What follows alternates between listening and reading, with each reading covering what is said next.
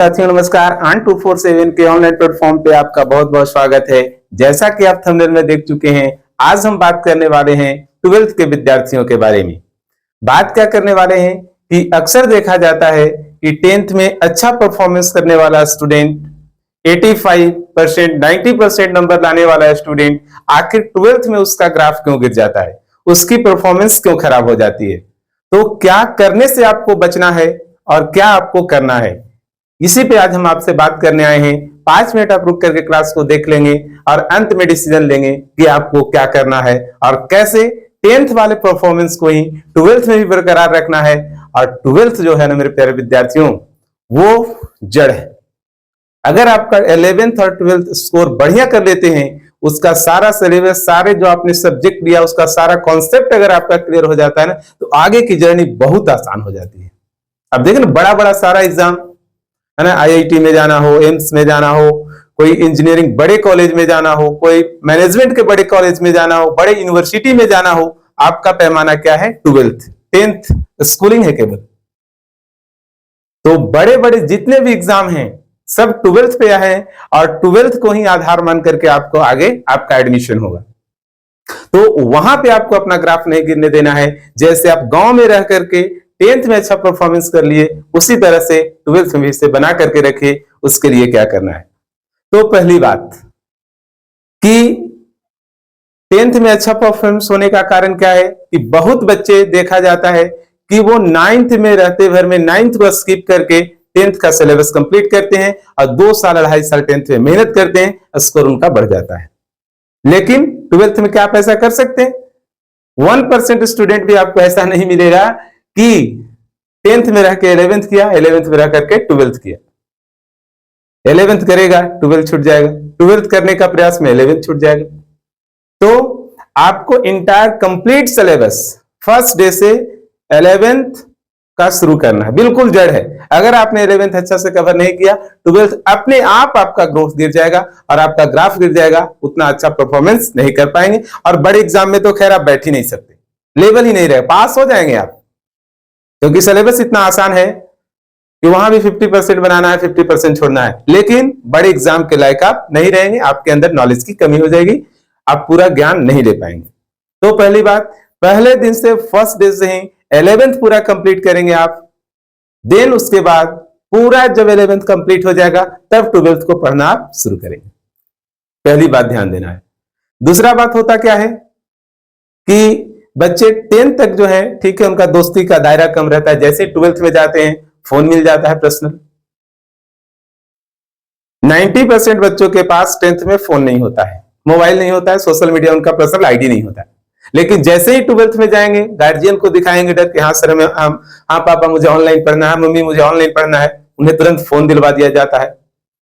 Phone के दुनिया में आते हैं वो इतना डिस्ट्रैक्ट होते हैं, इतना बिजी हो जाते हैं सोशल मीडिया में कि उनको कुछ पता ही नहीं चलता है कि उनका 2 साल का समय कैसे निकल गया। तो आपको सोशल मीडिया से बचना है। पर्सनल फोन जरूरी, ठीक है, लेकिन केवल आपके पास मोबाइल में कोई एजुकेशन से जुड़ा हुआ ऐप रहना चाहिए। यूट्यूब से थोड़ा बहुत पढ़ लीजिए। फेसबुक, इंस्टाग्राम का तो कोई काम ही नहीं है आपके मोबाइल में। जब तक आप स्टूडेंट बने हैं तब तक सीखने की प्रक्रिया है, तब तक। तो ये दूसरी बात।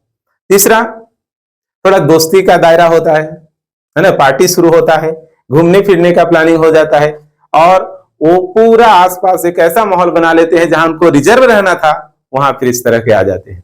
तो मैं आपको फिर से कहता हूं कि जहां भी आप जाएंगे पढ़ने के लिए, वहां बिल्कुल रिजर्व रहना। तो गया वाले को देखते हैं ना कि फर्स्ट डे गए 2-4 दिन और सप्ताह में 1 दिन रबर डैम्पर का जो है सोन का वो रील्स आ जाता है गाने के साथ, है ना, कभी यहाँ घूम रहे हैं, कभी वहां घूम रहे हैं, और बहाना बना थोड़ा मूड फ्रेश करना।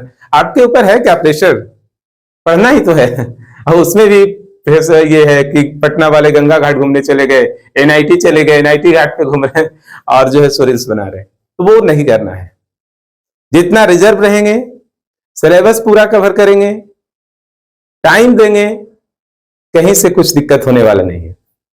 तीसरी बात यह होती है कि बच्चे कंफ्यूज रहते हैं, है ना, कि हिंदी मीडियम पढ़ें कि इंग्लिश मीडियम में पढ़ें, और लगातार अलग अलग कोचिंग में उनका 1 साल निकल जाता है भ्रमण करते हुए कि आज 10 दिन वहां, 20 दिन वहां, 25 दिन वहां, और पता चलता है टाइम ही निकल गया सारा। तो उसके लिए आपको क्या करना है कि एकदम एक कोचिंग को आप पकड़ लें, आप सीनियर से पता कर लें कि वहां कैसा होता है, बच्चे का अवलोकन करें कि हाँ कैसा विद्यार्थी था ये, और उसके बाद फर्स्ट डे से अगर आप अभी तक 10th में हिंदी मीडियम से पढ़ाई किए हैं तो 12th आपको अगर साइंस पढ़ रहे हैं तो इंग्लिश मीडियम में पढ़ना चाहिए। हिंदी मीडियम में साइंस पढ़ने का कोई औचित्य नहीं रह जाता है, कोई मतलब नहीं रह जाता है। और अगर आपको समझ में क्लास में नहीं आता है, बिल्कुल 10 दिन तक आपको डेली आना है, जाना है, जो सर बोर्ड पे लिखेंगे उसे पढ़ना है, लिख करके लाना है, उसी बात को दोहराना है। 11वें दिन से पूरे कॉन्फिडेंस के साथ मैं कह रहा हूं कि आप इंग्लिश में बिल्कुल कंफर्टेबल महसूस करेंगे। थोड़ा सा अपने तरफ से मेहनत करेंगे, अंग्रेजी समझने का प्रयास करेंगे, कोई बड़ा नहीं है। आप तो नोट्स देख लिए, बुक देख ली कि सारा बुक अंग्रेजी में कैसे कर पाएंगे, सारे बच्चे कर रहे हैं भाई। और अगर आप हिंदी मीडियम में पढ़ते हैं तो विशेष फायदा नहीं है, बहुत सारा बुक्स आप नहीं पढ़ पाएंगे। जो जानना चाहिए आपको अलग अलग राइटर का, वो हिंदी में उपलब्धि नहीं है ना। तो उसके लिए आपको पढ़ना चाहिए। और साइंस इंग्लिश मीडियम में पढ़ो, क्योंकि बीएससी करेंगे, मेडिकल लाइन में जाएंगे, इंजीनियरिंग लाइन, वहां तो इंग्लिश मीडियम ही मिलेगा आपको।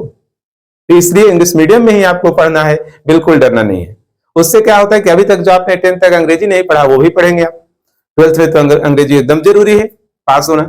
तो इन तमाम बिंदु पर अगर आप मेरे प्यारे बच्चों ध्यान देते हैं और लगन और मेहनत इसी तरह से जारी रखते हैं, बीच में गैप नहीं करते हैं, रस्सी को ढीला नहीं छोड़ते हैं, तो आप निकल जाएंगे, आप सफलता मिल जाएगी। जहां आप रूम लेंगे, डेरा लेकर के पढ़ेंगे, वहां कोई गार्जियन भी नहीं है आपका, तो अपने आप आपको सेल्फ कंट्रोल रखना है ना। सेल्फ कंट्रोल अगर आपके अंदर आ जाएगा, आत्मनियंत्रण करना अगर आपको आ जाएगा, तो आपको सफल होने से कोई नहीं रोक सकता है। चाहे वो सोशल मीडिया हो, चाहे दोस्त हो, या पैसों की कमी हो, चाहे कोचिंग का वो कुछ मामला हो। तो उम्मीद करेंगे इन सारी बातों पे आप ध्यान देंगे तो आगे भी अच्छा परफॉर्मेंस करेंगे।